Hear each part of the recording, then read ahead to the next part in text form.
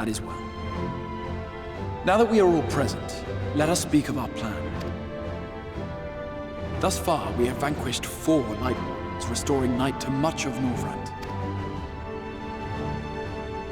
Only one remains, that of Calusia. And with Reen to guide us, I am certain we will find it.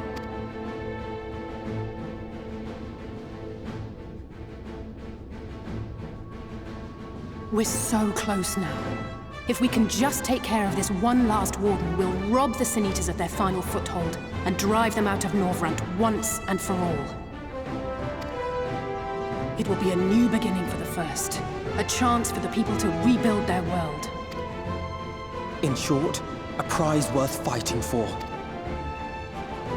And in thus delivering the First from destruction, so too shall we unsow the seeds of the 8th Umbral Calamity. Do you hear? Your dreamed of rejoining is in jeopardy. Are you sure you're not tempted to intervene? You labor under the misapprehension that vanquishing the Sin Eaters is tantamount to saving the world. It is not. In truth, you only delay the inevitable, lengthening your fleeting lives by the smallest of margins.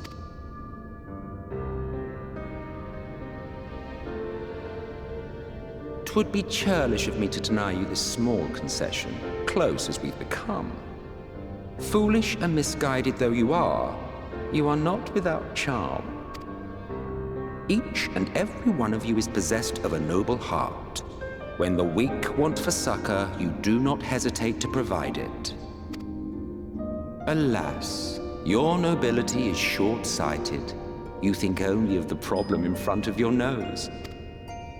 A limitation of your ephemeral existence. Our lives may seem short and insignificant to the likes of you, but one does not need to be an eternal being to achieve lasting change. If I may stop you there, I do not claim that we Ascians are special. That is another misconception. In the beginning, everyone lived nigh for eternity. Such was the natural order of things. But like so much else, this was taken from you.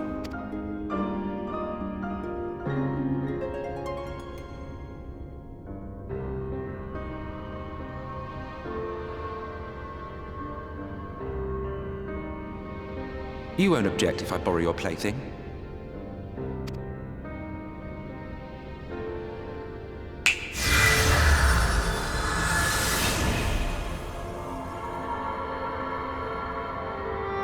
In the distant past, when the world was one and whole, a great calamity threatened all life. It began without warning. The very laws of the star were warped and broken, and chaos swiftly spread throughout the land. Faced with annihilation, we sought to imbue the star with its own will. Thus was Zodiac born, and by his power was order restored.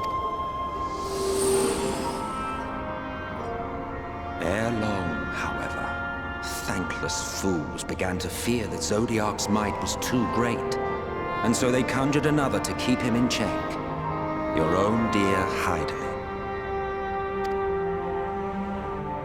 And the two beings waged war until, with a single devastating blow, Hydaelyn unmade Zodiac, scattering his being across space and time. So you told us in the Katana Ravel. Yes. And there began our woes, with Hydaelyn's blow and all that it wrought.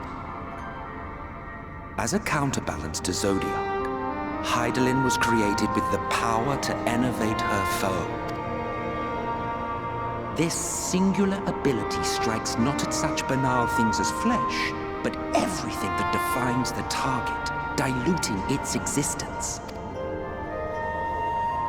For example, were she to strike you,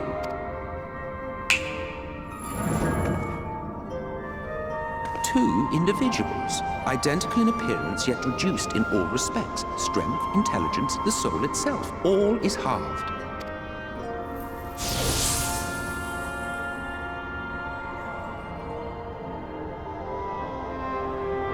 Do you see? This self-same fate befell not only Zodiac, but the very star.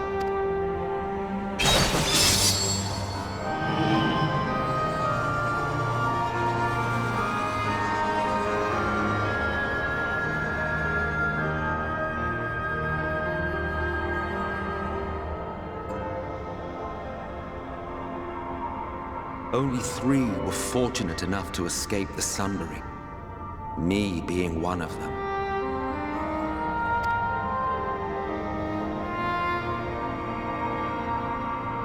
When I beheld the shattered remnants of our home, I knew deepest despair. The inhabitants of these 14 fragments were feeble, frail and foolish, oblivious to their imperfection, ignorant of their past. Malformed creatures thrashing blindly about. Pitiful, disturbing, depressing. So, we took it upon ourselves to rejoin the worlds. But in our eagerness and, I confess, our ignorance, we erred and made a useless void of the 13th.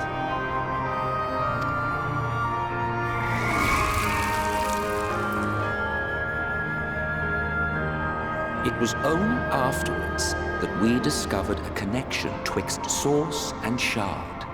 A flow of energy that maintains elemental balance. And thus did we arrive at our time-honored modus operandi.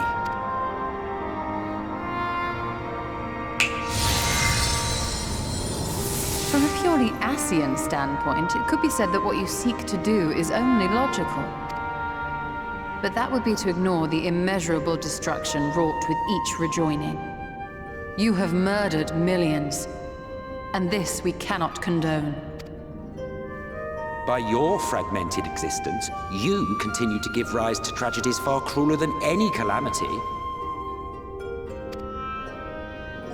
But yes, moral relativism and all that.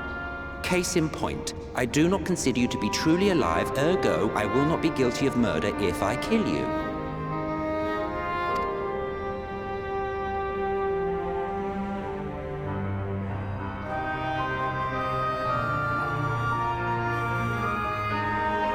Oh, don't look at me like that. You for whom I have only the highest expectations. A vaunted hero of the Source, 7 times rejoined.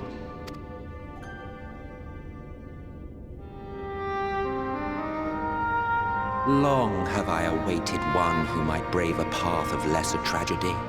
A resilient soul able to endure the necessary pain.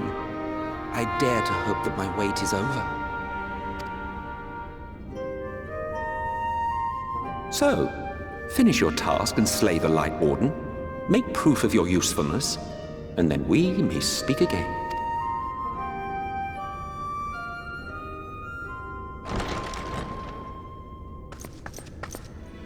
Forgive me, my lord, but this could not wait. Speak freely, Captain. Our informant in Colusia sends word of unusual activity in Yulmore. It appears their forces are entrenching themselves at key points throughout the city, making ready for an attack by all indications. An intriguing use of resources. I rather doubt Lord Vorthry is concerned for the safety of his citizens. You think he's harboring the Light Warden inside the city walls?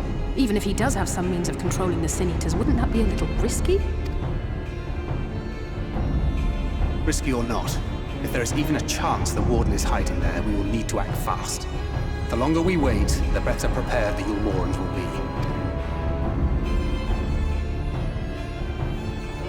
be. Agreed. See to your preparations then and make for Colusia.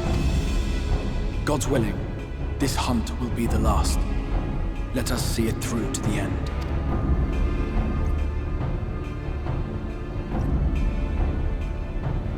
We should begin by assembling in Rite. There we may assess the situation in Yulmore and decide how best to proceed.